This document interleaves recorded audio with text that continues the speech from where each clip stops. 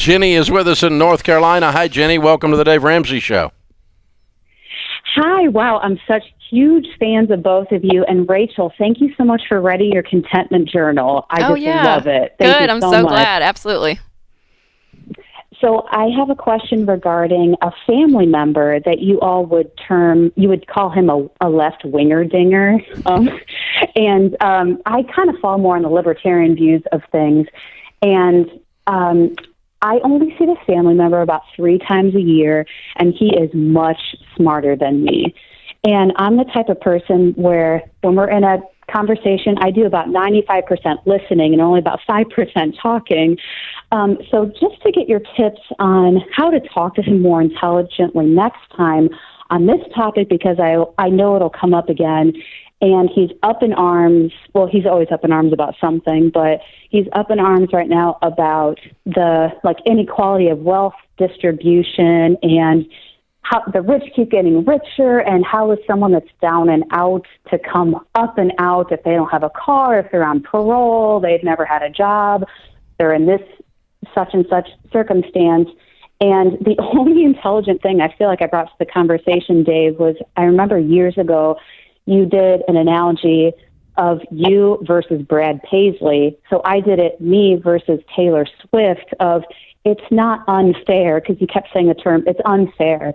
It's not unfair that Taylor Swift makes more money than I do because she's a better performer. She's beautiful. She's great at what she does. So do you guys have any tips? Because this conversation will come up again, and I just would like to put forth more intelligent, words to the conversation next time. Yeah.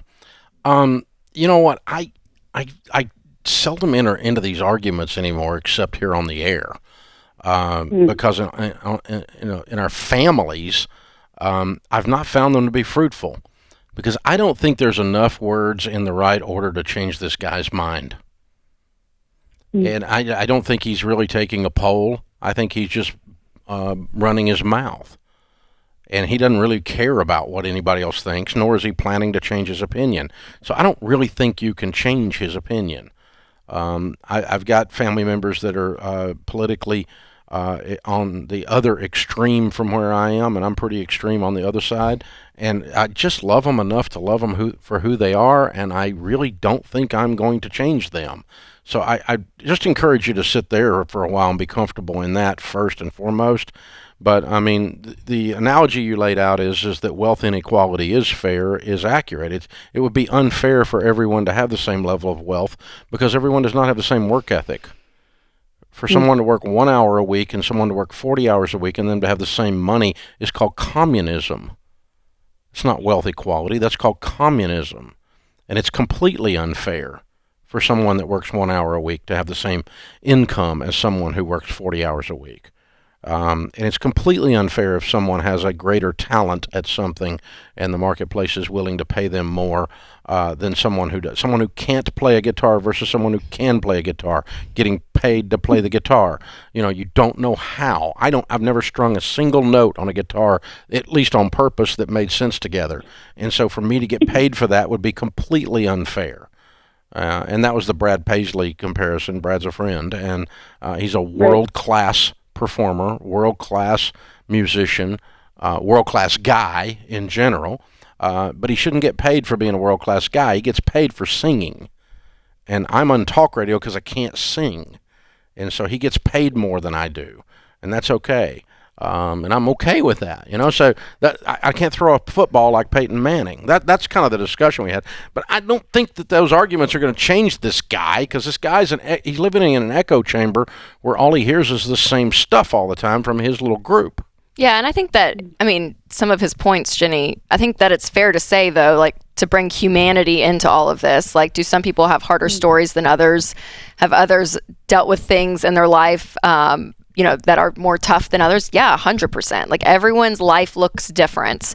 But the belief, I think, is different, and that I believe that no matter who you are, again, some people, it's a more difficult situation than others, but no matter who you are, as long as you've not lost hope, you can have a different outcome with your life. You don't have to keep repeating the same mistakes in your family story, because that's what we see a lot of. You can get into poverty, you can get into all these social subjects where there are some really, really tough problems and really sad situations.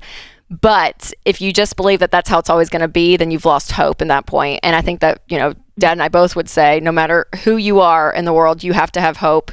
And when that hope is there, that you can create a better life. I mean, everything that Chris Hogan talks about with, with millionaires, that, 80% of them, 8 out of 10 are first generation rich. I mean, so you just hear we hear the incredible stories of people that have dug themselves out of really tough situations. And some of them were high school dropouts that were parolees. That's what I'm saying. That's what I'm saying. So but to his point, they had a really hard story. Yeah. And I just think both sides can be polarizing in the sense where you just take the humanity out of everything, but you can bring it down and say, yeah, I hear you, uncle, or whoever you are. Yeah, I mean, there are some really, really sad, tough situations.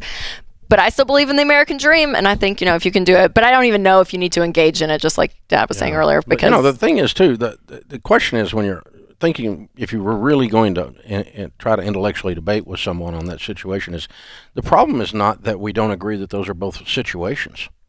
I mean, poverty is a real situation. Yeah. People who have never had a chance are born into a zip code.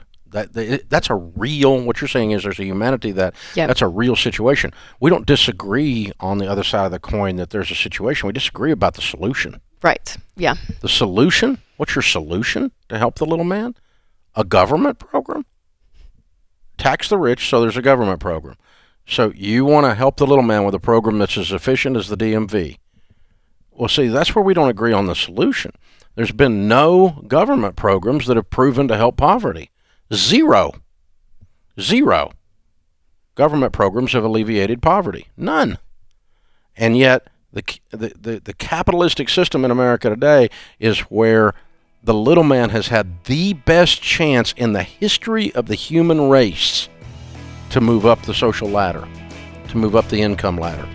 No other system in the history of the human race has given the little man as much of a chance as that. So it's not the problem that we're not in agreement about. It's the solution to the problem that we're not in agreement about. But again, I think you're just barking at a dog. I mean, it's just not just a bunch of dogs barking at each other. It's not gonna. He's in an echo chamber. He's not gonna hear anything.